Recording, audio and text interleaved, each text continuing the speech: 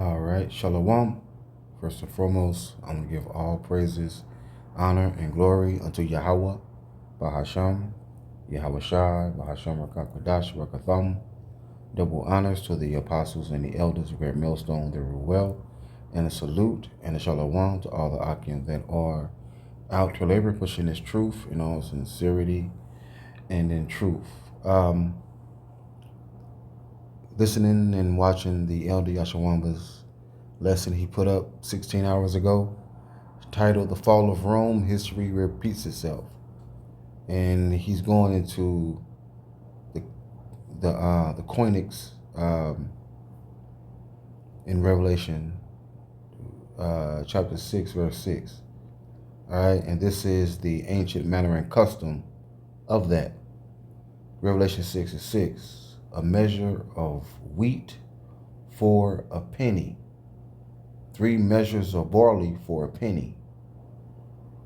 The Choenix measure was an addict dry measure and was nearly equivalent to 1 quart.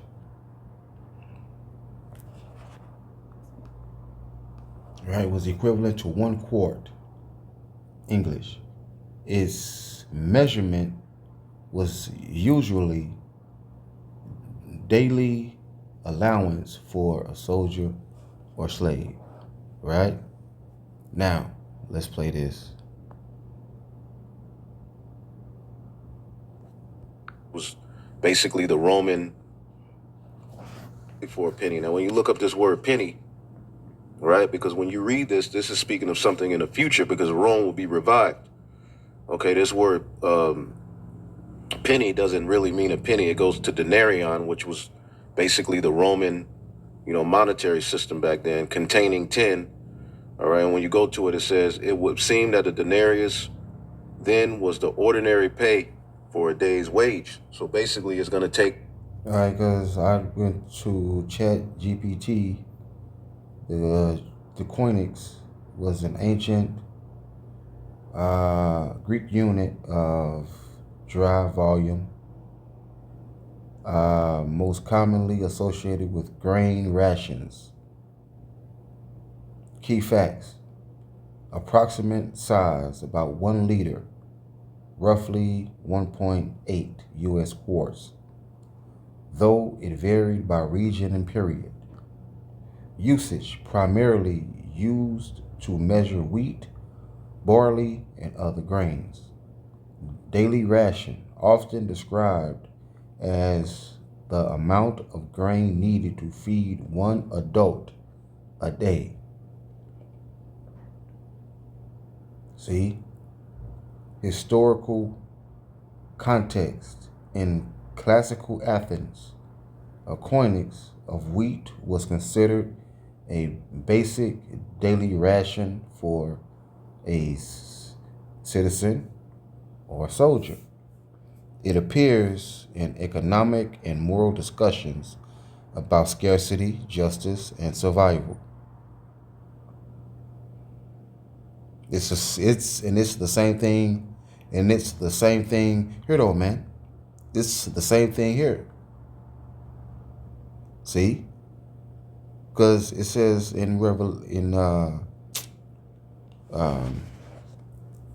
hold on real quick. Let me pause this.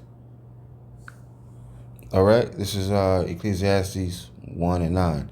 The thing that hath been, it is that which shall be, and that which is done is that which shall be done, and there is no new thing under the sun. Right? Now when we went to the store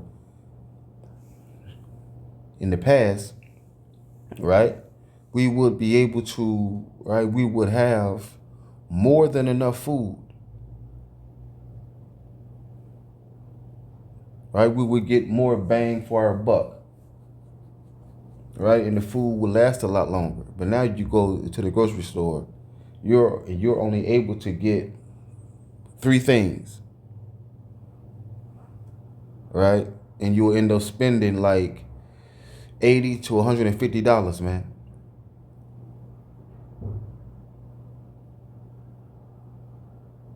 See?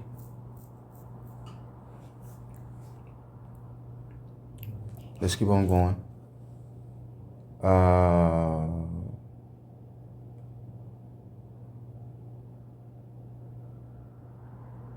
the unit mentioned in ancient literature and later texts, including Aristotle and Xenophony, I guess that's how you say that. The book of Revelation, chapter 6, verse 6, a Choenix of wheat for a denarius, emphasizing famine level prices. See, conversions, approximate 1 Choenix equals 1 liter. 8 Choenixes, one minimus, I guess that's how you say that, a much larger grain measure. Why it matters. The Choenix is significant not just as a measurement, but as a symbol what's this word? Sustenance. Sustenance. The line between having enough to live and falling into hunger. That's why it often appears in discussions, it's just like in discussions of famine, inequality, and social order.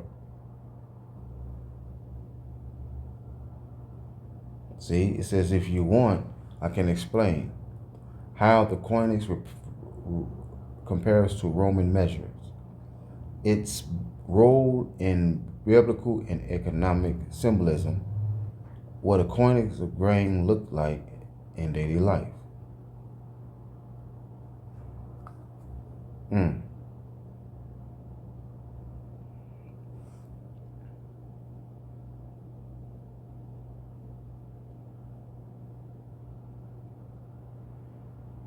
Yeah, I don't know where they got that from, but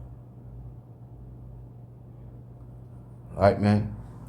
So, what happened in ancient Rome, in the ancient Western Roman Empire, man, is happening all over again. So there is no new thing under the sun, man. See, the Choenix, was a measure.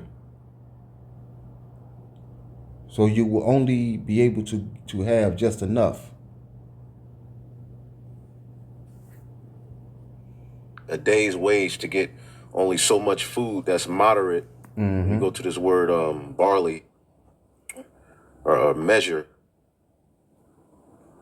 all right, koinox, all right.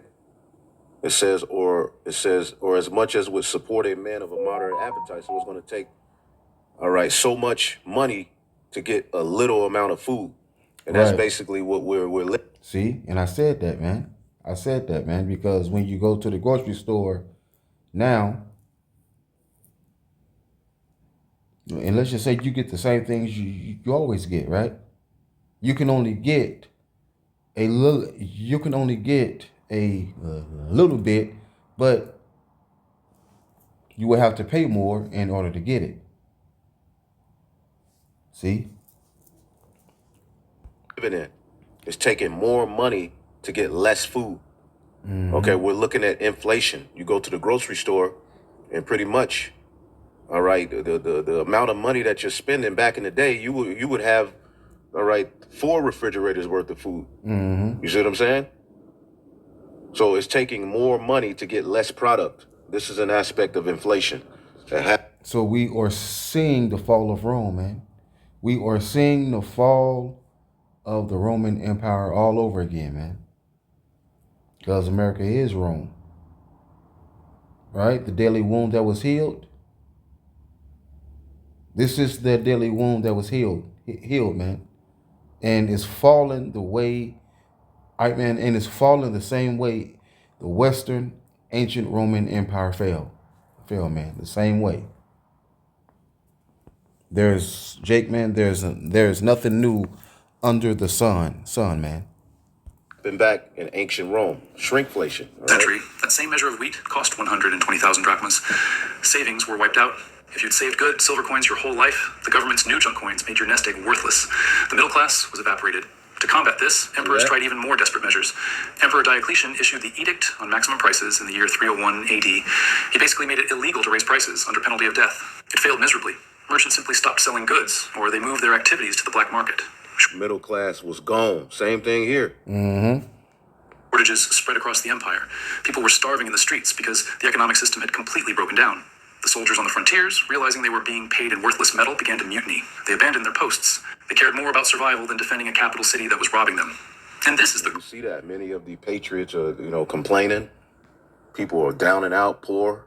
crucial point. The barbarians didn't break through Rome's walls because they were suddenly stronger. They broke through because Rome was weaker. The financial rot had destroyed the social contract. Why fight for an empire that pays you in fake money? Why produce goods for a system that punishes savers? When the money dies, trust dies. And when trust dies, the empire dies. The Visigoths sacked Rome in 410 AD, not with a bang, but with a whimper. They walked into a hollow shell of a once great civilization. Now, let us turn that mirror toward ourselves. Let us look at the United States of America. Just like Rome, America began with a currency backed by hard assets. The US dollar was, for a long time, a receipt for gold. It was a promise that the government could not simply print its way out of trouble. This discipline helped build the greatest industrial engine in human history. Just like Rome, America became the undisputed global... All right, man. So that was a real quick lesson, man, of the Choenix, right? The measurement of wheat. All right. So with that, I say shalom.